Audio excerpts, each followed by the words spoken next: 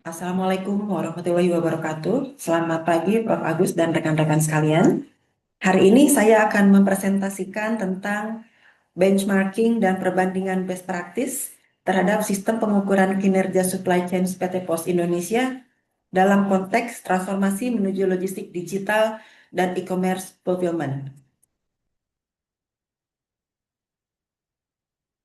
Meskipun PT POS mengalami pertumbuhan volume paket sebesar 22% per tahun, terdapat paradoks kinerja bahwa biaya operasionalnya meningkat 18%, kemudian on-time delivery turun dari 94% menjadi 88%, lalu inventory turnover, maaf, turun dari 9 kali menjadi 6 kali, dan komplain pelanggan pun meningkat. Hal ini menunjukkan bahwa permasalahan utama bukan pada pertumbuhan volume, melainkan pada arsitektur pengukuran kinerja yang tidak selaras secara strategis. Diagnosis awal dari situasi ini adalah pertumbuhan tidak diimbangi oleh supply chain synchronization, kemudian real-time performance architecture, dan KPI alignment dengan strategi digital fulfillment. Di dalam screen ini ada perbandingan benchmark antara eh, praktik global seperti Unilever dan Toyota dibandingkan dengan PT POS Indonesia. Di sini dilihat ada gap yang signifikan di mana on-time delivery PT POS 88%, sedangkan benchmark global lebih dari 95 hingga 99%.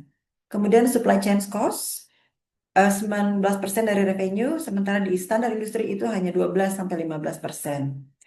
Berikutnya inventory turnover dari 6 kali di PT POS, sedangkan di benchmark itu lebih besar di 8 kali. Nah, perusahaan global ini tidak unggul karena memiliki lebih banyak KPI, melainkan karena mereka memiliki KPI yang terintegrasi end-to-end dan selaras dengan strategi. Mereka menetapkan pengukuran berbasis skor, kemudian dashboard real time, visual management harian, dan penggunaan leading indicators. Jadi analisa yang kita bisa ambil dari kondisi ini adalah masalah utamanya bukan pada jumlah KPI, tetapi KPI tidak terhubung dengan strategi digital fulfillment, kemudian tidak ada arsitektur pengukuran end-to-end berbasis core, dan KPI bersifat lagging, bukan leading. Misalnya on-time delivery baru diukur setelah keterlambatan terjadi, atau tidak ada sistem prediktif untuk mengantisipasi delay. Nah, hal ini menciptakan budaya manajemen yang reaktif, bukan proaktif.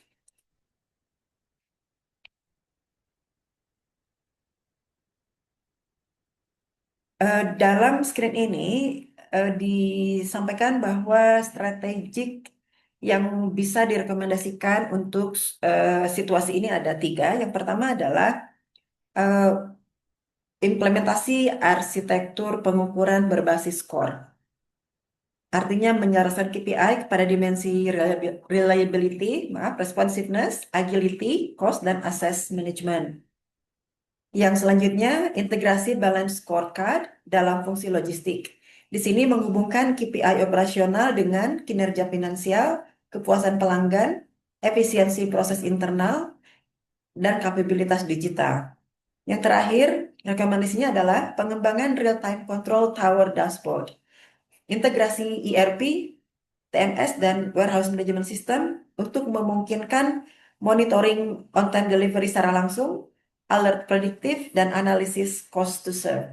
Dan hal ini diharapkan akan mengubah measurement menjadi performance management yang aktif.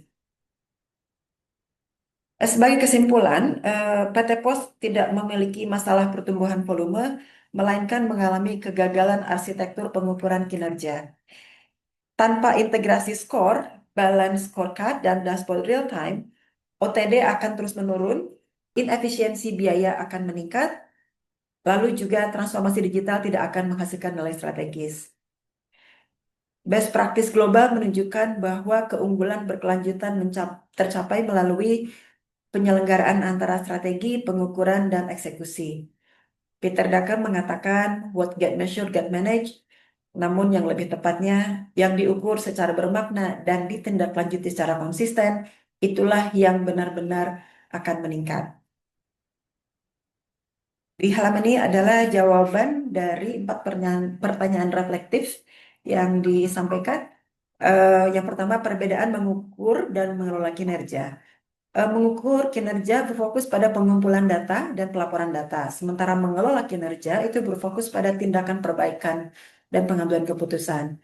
Kemudian, mengapa banyak organisasi punya KPI tetapi tetap underperform? Nah, biasanya KPI-nya tidak selaras dengan strategi, KPI-nya tidak ada mekanisme tindak lanjut, KPI-nya tidak dimiliki atau no ownership, artinya tidak ada yang bertanggung jawab. Lalu KPI-nya hanya budaya, dan KPI-nya hanya fokus pada output. Yang ketiga, bagaimana menghindari KPI yang overload. Eh, Bisa menggunakan prinsip prinsip vital view yang ini berasal dari prinsip Pareto ya, yang menyatakan bahwa sekitar 20% penyebab menghasilkan 80% dampak. Yang selanjutnya menggunakan leading dan lagging balance. Leading dan lagging balance ini adalah prinsip manajemen yang menekankan pentingnya keseimbangan antara indikator hasil dan indikator pendorong.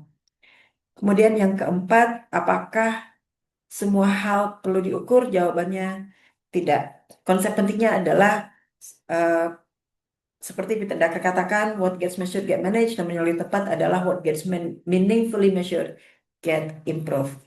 Demikian presentasi saya. Terima kasih. Saya Nidhi Rezeki dari 11B MM Ulbi.